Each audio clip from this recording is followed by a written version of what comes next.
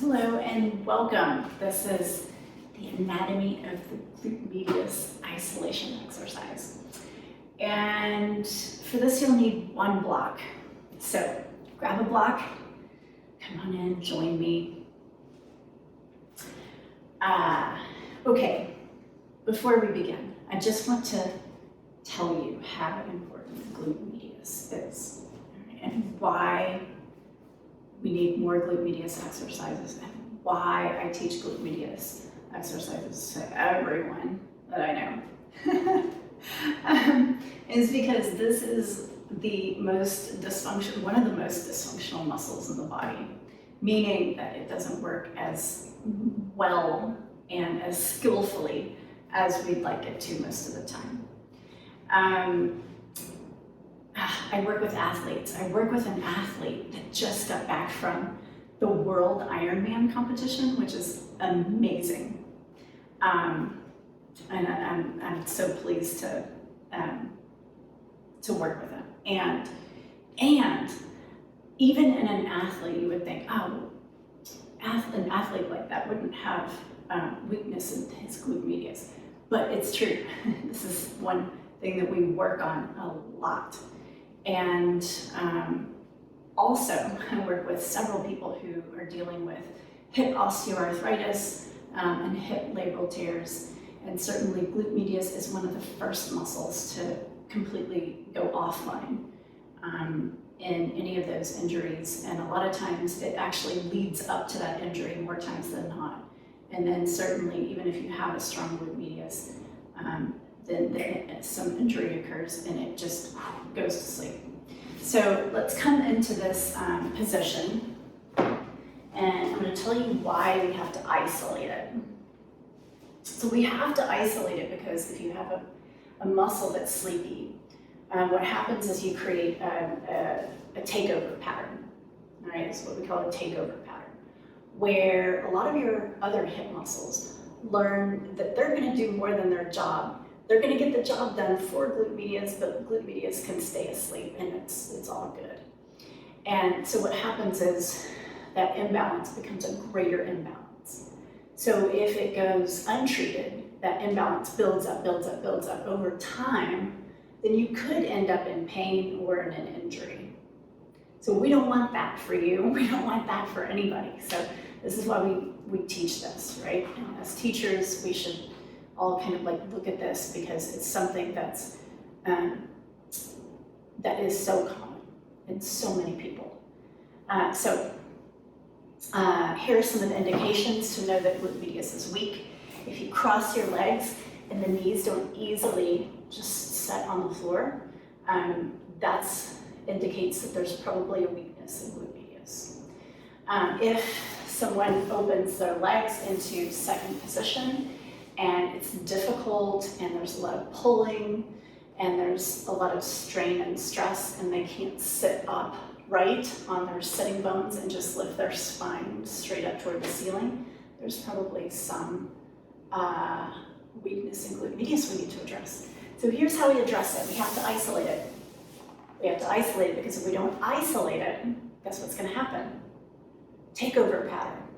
It's going to reiterate that takeover pattern. And we're trying to train that out of the body. So we isolate it. This is isolation. Come on down with me. So the name of the game here isn't how hard can we push, it's how subtle can we be. And here I want you to think about the less is more expression and play with me there, and then we'll build on that less is more theory.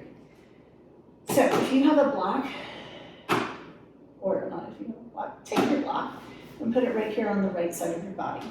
We're going to lift that right heel up. Now, if this were a game, I'd be like, there's one rule, and you can't touch your you can't touch your heel to the floor, or it's game over.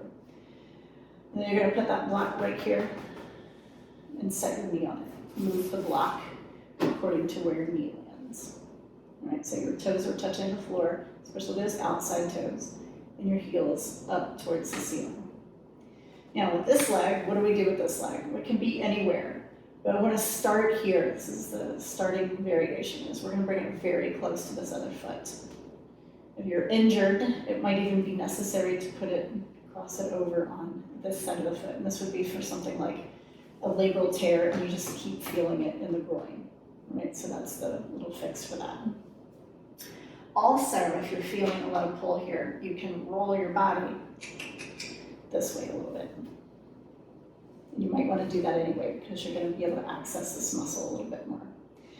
So here's where glute medius is. You're going to push your knee into the block and feel on the outside. I'm going to sit up and show you where glute medius is. So it's here, it's on the outside of the greater trochanter.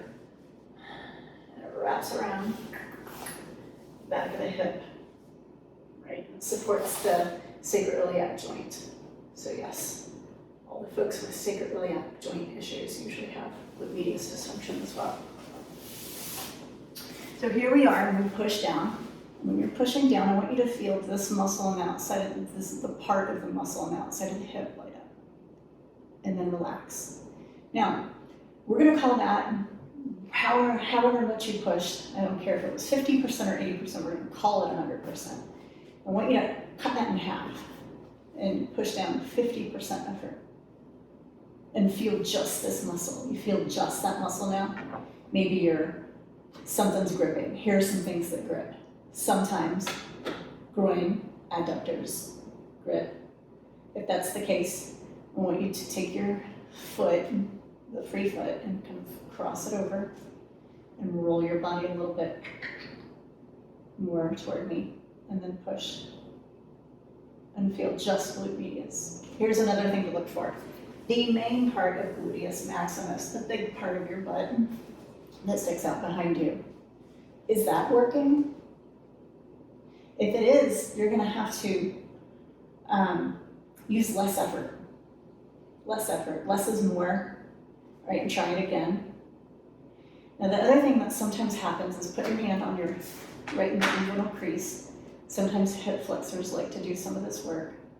So again, if they're doing some of this work, take it down a notch, take it down 20 notches, and use like 20% effort.